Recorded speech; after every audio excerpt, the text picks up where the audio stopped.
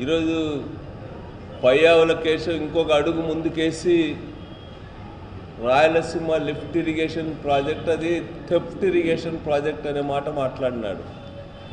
నిజంగా ఈ ప్రాంతానికి సంబంధించినటువంటి ప్రజాప్రతినిధిగా ఉండి మినిస్టర్గా ఉండి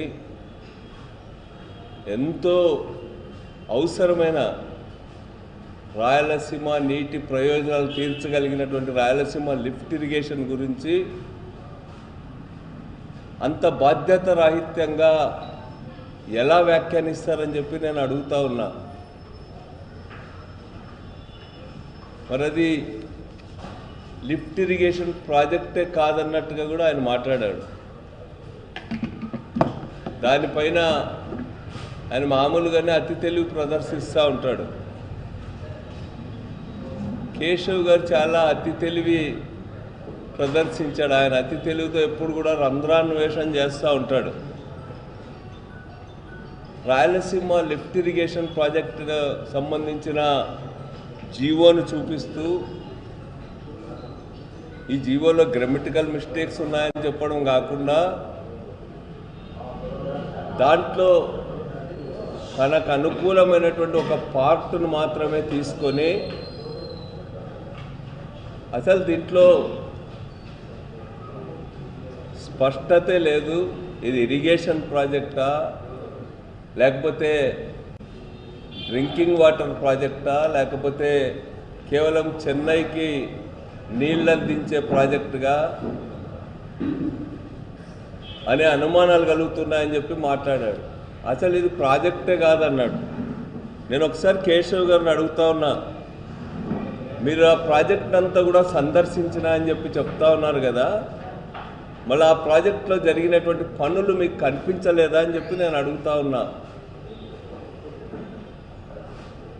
అది థెఫ్ట్ ఇరిగేషన్ ప్రాజెక్ట్ అయితే మీరేం చెప్తా ఉన్నారు, దానికి సంబంధించిన దాదాపు 700 కోట్ల రూపాయలకు పైగా ప్రభుత్వానికి సంబంధం లేకుండానే కాంట్రాక్టర్కి ఇచ్చేశారనే మాట మాట్లాడుతూ ఉన్నాడు. అసలు మీకు ఇంత అనుభవం ఉందని చెప్పి చెప్పుకుంటూ ఉంటారు కదా, అట్లాంటి మీరు ఇప్పుడు ఫైనాన్స్ మినిస్టర్గా కూడా ఉన్నారు. 700 కోట్లు అంటే 1 రూపాయి 2 రూపాయలు కాదు, 700 కోట్ల రూపాయలు ప్రభుత్వానికి సంబంధం లేకుండా ఏ విధంగా ఇవ్వడం జరుగుతుంది అనేటువంటిది నేను ఈ సందర్భంగా అడుగుతున్నా. బహుశా ఈ మధ్యకాలంలో థెఫ్ట్కి బాగా అలవాటు పడినట్టున్నాడు. అందుకే ప్రాజెక్టునే థెఫ్ట్ ఇరిగేషన్ ప్రాజెక్ట్ అని చెప్పి కేశవ్ మాట్లాడుతూ ఉన్నాడు.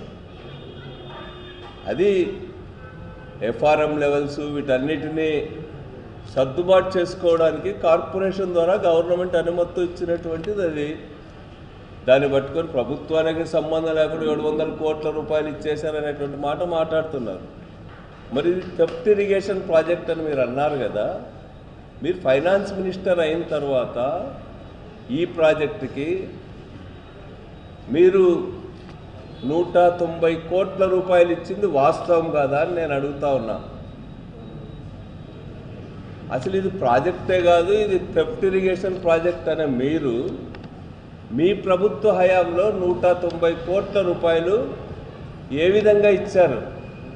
మీరు థెఫ్ట్ ఇరిగేషన్ ప్రాజెక్ట్ అనుకున్నాడు మీరు ఇచ్చినారంటే ఏమైనా వాటాలు ఉన్నాయా మీకు అని చెప్పి నేను అడుగుతా ఉన్నా.